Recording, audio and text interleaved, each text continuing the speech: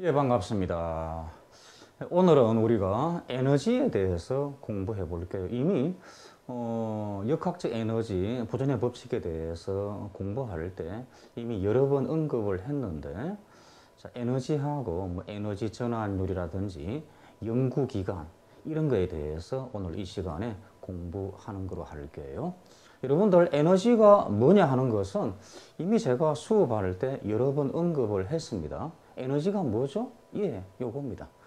일을 할 수 있는 능력이라고 이야기했죠. 힘하고는 다르다고 했죠. 일을 할 수 있는 능력이다. 그게 바로 에너지다라고 했습니다. 자, 에너지에는 이런 것들이 있다라고 했습니다. 운동하는 물체가 일을 할 수 있나요? 일을 할 수가 있죠. 그게 바로 운동 에너지다라고 하는 거고요. 열도 일을 할 수가 있죠. 그게 바로 열 에너지고, 화학 물질 속에 들어가 있는 에너지가 바로 화학 에너지고, 전기 역시 일을 할 수가 있습니다. 그게 바로 전기 에너지라고 하는 거고요. 그 다음에 높이 있는 물체가 가지고 있는 일할 수 있는 능력, 그게 바로 위치 에너지라고 이야기를 했죠. 이거 외에도 또 몇 가지를 더 추가해 보면 빛 에너지, 이런 말 많이 들어봤죠. 예, 빛도 일을 할 수가 있습니다. 그게 바로 빛 에너지고요. 그리고 파동 에너지, 파동 또는 뭐 파라고 하는 거, 이것들은 규칙적으로 운동을 반복하는 것을 이야기하는 거예요. 그러니까 다르게 말하면 주기적으로 운동을 반복하는 거, 이게 바로 파라고 하는 건데, 파동 역시 이것도 일을 할 수가 있죠. 이게 바로 파동 에너지라고 하는 겁니다. 그 다음에 원자 핵 속에도 에너지가 들어가 있어요. 이게 바로 핵 에너지라고 하는 거다 하는 것도 추가적으로 더 알아놓으시기 바랍니다. 이거 외에도 이런 것들도 있다라고 하는 거예요. 그 다음에 우리가 에너지 이름을 뭘 붙일 때 앞의 경우에 에너지 이름도 있고, 이거는 이제 에너지원이 뭐냐에 따라서 이렇게 에너지 이름을 붙이는 그런 경우도 있다라고 하는 거를 지금 보여주려고요. 태양 에너지, 즉 태양이 가지고 있는 그 에너지가 바로 태양 에너지죠. 이 안에는 앞에서 이야기한 열 에너지하고 빛 에너지가 포함되어 있는 거죠. 하여튼 에너지원이 뭐냐에 따라서 이렇게 이름을 붙이기도 한다는 겁니다. 해양 에너지, 즉 바닷물 속에 들어가 있는 그 에너지를 이야기하는 겁니다. 풍력 에너지, 바람이 가지고 있는 그 에너지, 그게 바로 풍력 에너지고요. 이건 뭘까요?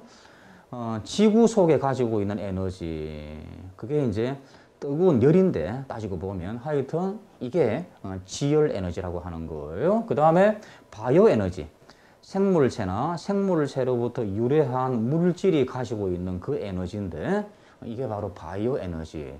바이오라고 하는 것이 바로 생물체를 이야기하는 거거든요. 하여튼 이런 바이오 에너지. 그 다음에 수소 기체가 가지고 있는 에너지라 그래가지고 수소 에너지. 요렇게 이름을 붙이기도 한다는 겁니다, 여러분들. 아시겠죠? 예. 자, 여러분들, 요게 바로 물레방아 그거죠. 사람들이 만들어낸 그러한 장치입니다. 사람한테 유용한 일을 하게끔 하는 그러한 장치예요. 여러분들, 물레방아 가지고 뭐 하는 겁니까? 바로 방아를 찧는 거죠. 여러 종류의 곡식을 가공을 하는 그러한 일을 하게 하는 그러한 장치입니다. 그래서 물이 떨어질 때 바로 그 물이 가지고 있는 위치 에너지를 사람한테 유용한 일로 바꾸는 그런 장치입니다. 아시겠습니까? 뭐가 뭔지? 예, 바로 이렇게 물레방아 그 옆에 방앗간이 있어가지고 이렇게 필요한 여러 가지 곡물을 가공을 하는 거죠. 예. 이거는 이제 열 에너지를 사람한테 유용한 일로 바꾸는 그런 장치입니다. 이름하여 열기관이라고 이야기해요. 예. 그러니까 여기서 연료를 태워가지고 열을 내고 그 결과 요 밑에 있는 것이 움직이는 거죠. 이래가지고 사람한테 필요한 일을 하게끔 하는 그러한 장치입니다. 그게 바로 열기관이라고 하는 거예요. 하여튼 에너지는 일을 하는데 사람한테 유용한 일은 사람들이 만들어낸 그러한 장치에 의해서 유용한 일을 한다는 거죠.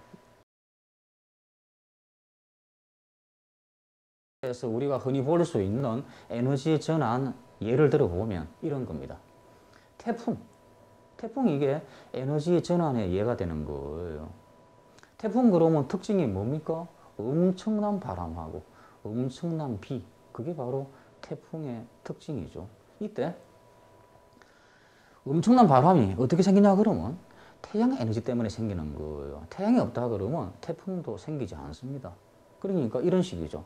태양 에너지 중에서 열 에너지가 공기를 가열합니다. 그러면 공기가 가벼워지면서 그 가벼워진 공기가 위로 상승을 해요. 그러면 아래쪽은 공기가 없기 때문에 그 아래쪽으로 주변에 있는 공기들이 막 몰려듭니다. 그게 바로 땅에서 느끼는 그러한 바람이에요. 그러니까 공기가 상승을 하면서 그 아래쪽에 남겨진 그 부위를 주변 공기들이 막 들어와 가지고 채웁니다. 그게 바로 아주 큰 바람이 생기는 거죠. 땅 위에서. 위로 상승하는 것은 우리가 느끼지 못하고요. 우리가 흔히 태풍에서 느끼는 바람은 위로 상승하고 나서 그 밑에 남겨진 그 부족한 그 부위를 주변 공기들이 막 밀려들면서 채우면서 이때 바로 바람이 생기는 그 바람을 느끼는 겁니다. 여하튼 이렇게 해서 바람이 생기는 거예요. 이때 태풍 같은 경우는 이 상승 기류가 생기는데 상승 기류가 굉장히 많이 생깁니다. 따라서 아래쪽에 남겨진 부위 쪽으로도 주변 공기가 굉장히 많이 모여들어요. 이래가지고 엄청난 바람이 생기는 그런 경우죠. 여하튼 그게 바로 태풍입니다. 그러면서 이제 비는 그러면 왜 내리냐? 역시 태양 에너지가 물을 가열해가지고 그 물이 수증기로 변화돼가지고 수증기가 올라갑니다. 상승하면 온도가 올라가 내려가요. 상승하면 주변 온도가 내려갑니다. 따라서 수증기가 올라가다가 응결돼 가지고 그게 바로 구름으로 변하는 거예요. 그래가지고 그 구름 때문에 비가 막 생기는 겁니다. 여하튼 태양 에너지 때문에 이런 태풍이 생기는 겁니다. 그게 바로 에너지의 전환의 예인데 이런 식이죠. 태양 에너지의 열 에너지 때문에 물이 증발돼 가지고 그런 다음에 상승하면서 응결돼 가지고 구름이 되고요. 이 구름 속에 에너지가 있겠죠. 이 구름은 높은 데 있기 때문에 이 구름이 가지고 있는 에너지는 위치 에너지예요. 그래가지고 열 에너지가 이렇게 물을 증발시켜 가지고 구름을 만들면서 위치 에너지로 변화가 되었고요. 그런 다음에 이제 비가 내리는 거죠. 그게 바로 운동이죠. 지금 이것은요, 태풍이 생길 때 비가 어떻게 발생하는가? 그 경우에 에너지 전환입니다. 만약에 바람이 불 때 그 에너지 전환은 이렇게 말하면 좀 안 돼요. 이건 지금 비가 내릴 때 그때의 에너지 전환입니다. 물론 바람도 운동 에너지니까 바람이 생기는 그런 경우에 에너지 전환은 태양 에너지의 열 에너지가 그냥 운동 에너지로 바뀌었다. 이렇게 말하면 맞아요.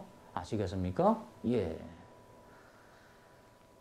예, 엄청난 바람과 엄청난 비가 특징이죠. 자, 지금 막 설명한 건데 그림으로 다시 살펴볼게요. 이렇게 가벼워진 공기가 위쪽으로 상승을 합니다. 그러면서 요 밑에가 공기가 부족하고 이걸 채우기 위해서 주변부에서 막 공기가 밀려드는 거죠. 이게 바로 우리가 느끼는 바람이에요. 태풍 할 때 그 바람입니다. 자, 다시 한번 더 보면 공기가 상승을 합니다. 그러면서 주변부에서 막 공기가 밀려드는 거죠. 이게 바로 우리가 느끼는 바람이라니까요.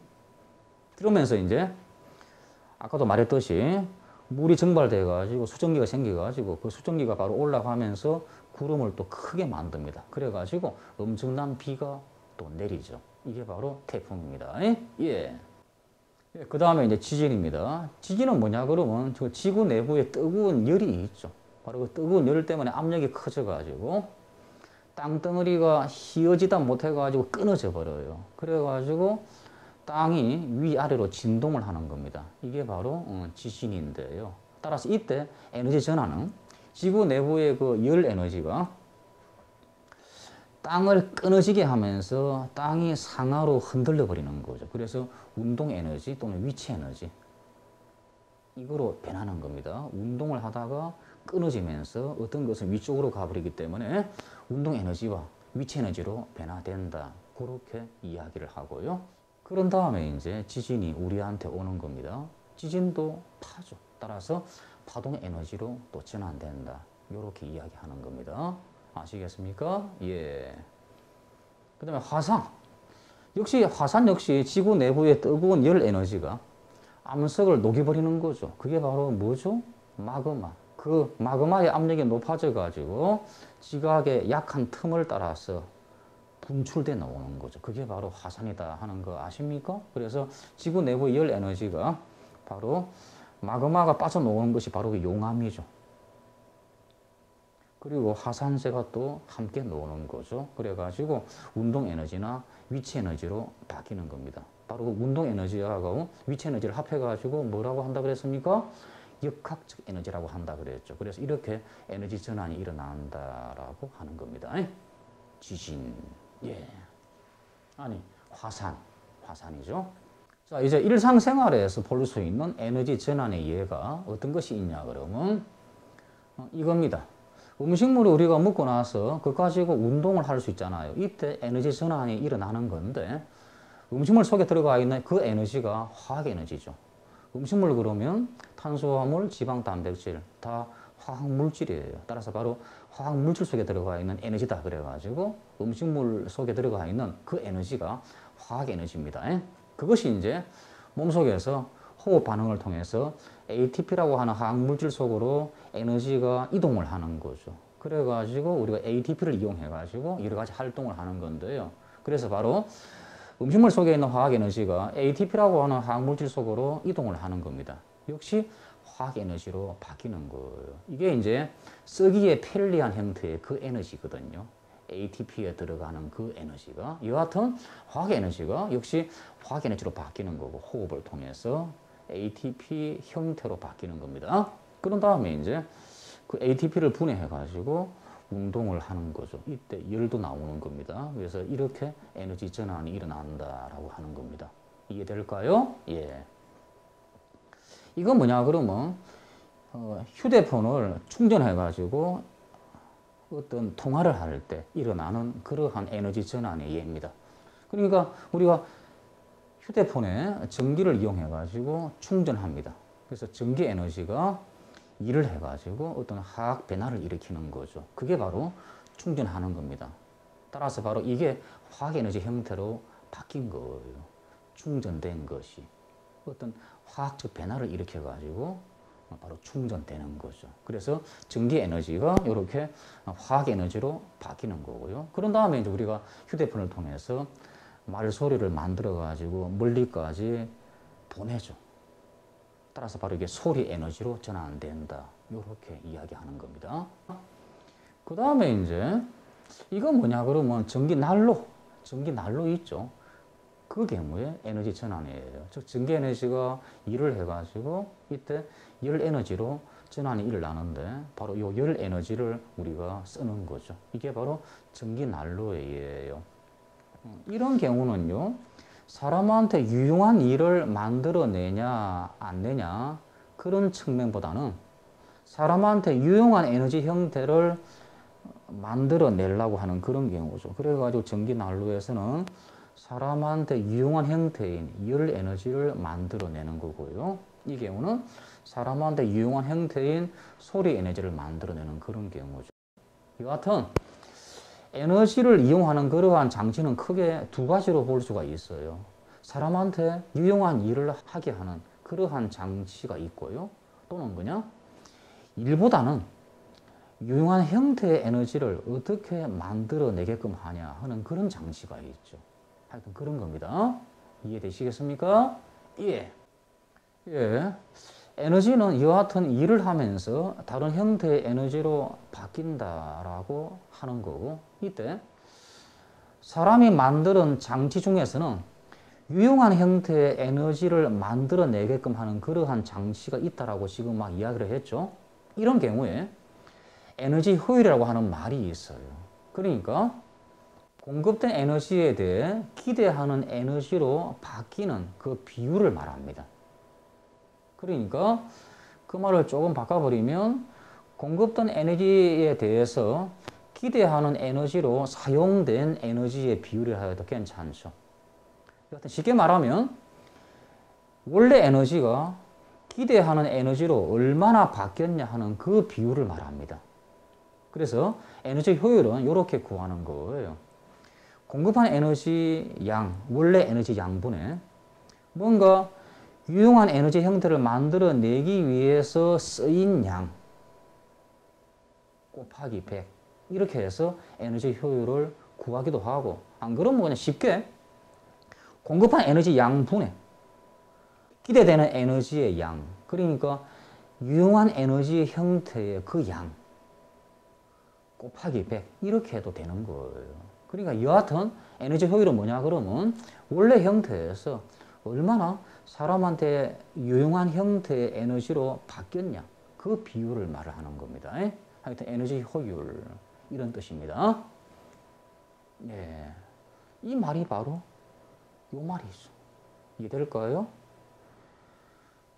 기대되는 에너지를 만들기 위해서 사용된 에너지 양, 그게 바로 기대되는 에너지 양이라고 할 수 있잖아요. 하여튼 이렇게 구한다라고 하는 겁니다. 이해될까요? 예. 자, 열기관의 열 효율. 열기관이 뭐라고 하는 거 지금 막 이야기했죠. 바로 열 에너지를 유용한 일로 바꾸는 그 장치인데요. 이 경우도 에너지 전환이 일어나겠죠.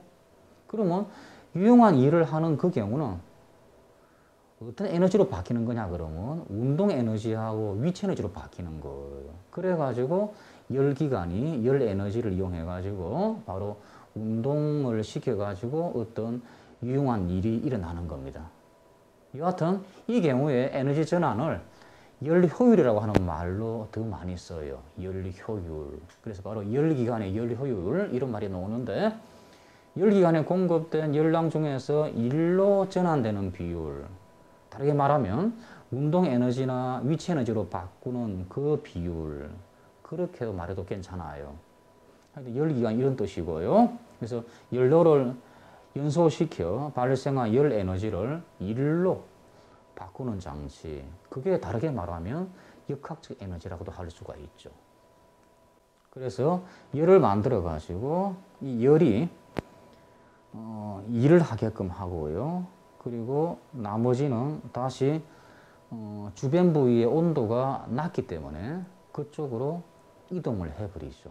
그래가지고 여기서 생긴 열이 전부 다가 일로 다 쓰이지는 않습니다. 왜냐 그러면 주변 부위의 온도가 낮기 때문에 항상 열은 고온에서 저온 쪽으로 이동을 하려고 하기 때문에 많은 열들이 이쪽으로 이동을 해버려요. 그래서 생긴 열 중에서 일부가 이렇게 일을 하는 데 쓰이는 거죠. 바로 이것이 열 효율이죠. 알겠습니까? 예. 이걸 이제 에너지로 말하면 운동 에너지나 위치 에너지로 바뀌는 그 비율을 의미하는 거예요. 그러니까 열기관에서 일을 한다는 것은 열 에너지가 이렇게 운동 에너지나 위치 에너지로 바뀌는 그걸 이야기하는 겁니다. 하여튼 따라서 열 효율을 구하는 식은 공급된 열량분의 한 일의 양, 그게 되는 거죠. 그러면 공급된 열량이 Q1이라고 되어 있고 일은 W인데, 그럼 W를 구하는 방법은 여기서 이걸 뺀 것만큼 W만큼 일을 했잖아요. 그러니까 이렇게 구하는 겁니다. 오케이? 이건 다시 이렇게 바뀔 수가 있죠? 맞나요? 이건 이렇게 바뀔 수가 있습니다. 그래가지고 이게 바로 열기관에서 열 효율을 구하는 그 식이죠. 간단한 겁니다.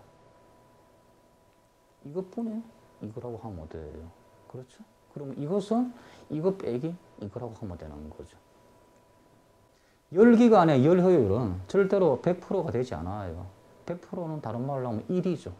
바로 1의 백분율이 100%니까요. 그래서 1보다 항상 낮습니다. 절대로 1이 될 수가 없어요. 왜 그럴까요?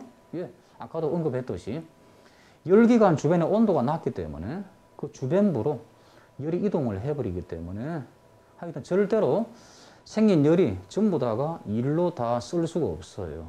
이게 바로 열기관의 열 효율의 그러한 특징이죠. 열기관 말고도요, 에너지가 전환될 때 절대로 이게 100% 전환되지 않습니다.